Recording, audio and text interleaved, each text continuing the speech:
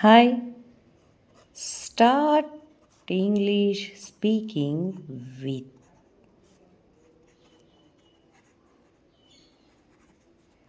with you and yourself.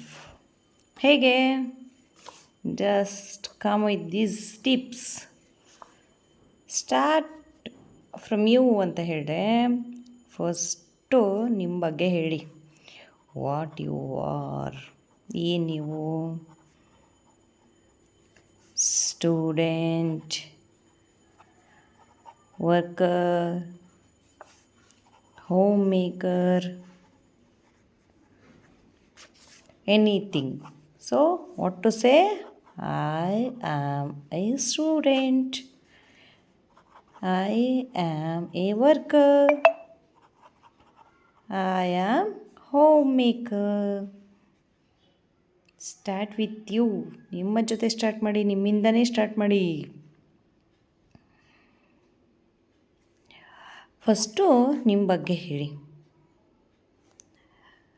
Next what you are ಆಯಿತಾ, ನೀವೇನು ಅಂತ ಆಯಿತಾ.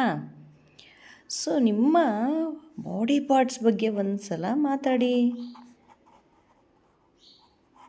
So in school so first ಇಲ್ಲಿಂದನೇ ಸ್ಟಾರ್ಟ್ ಮಾಡೋದು. ಬಾಡಿ ಪಾರ್ಟ್ಸ್, ಮೈ ಸೆಲ್ಫ್ ಅಂತಲೇ ಸ್ಟಾರ್ಟ್ ಮಾಡ್ತಾರೆ. Head, hair, ice,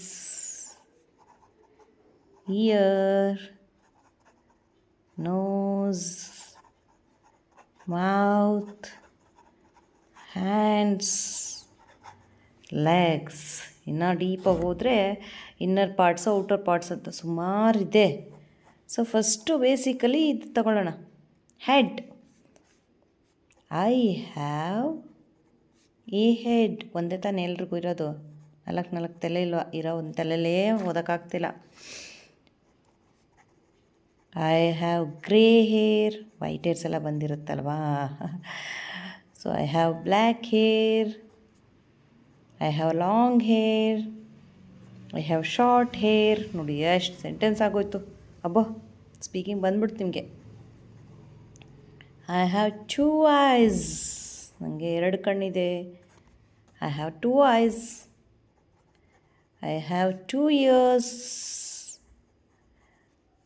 I have a nose. ಒಂದೇ ಮೂಗು. I have a nose. Nose holes 2 ಇದೆ. I have a mouth. ಅದೇ ಮೌತಿಂದ ಇವಾಗ ಮಾತಾಡ್ತಾ ಇದ್ದೀವಿ.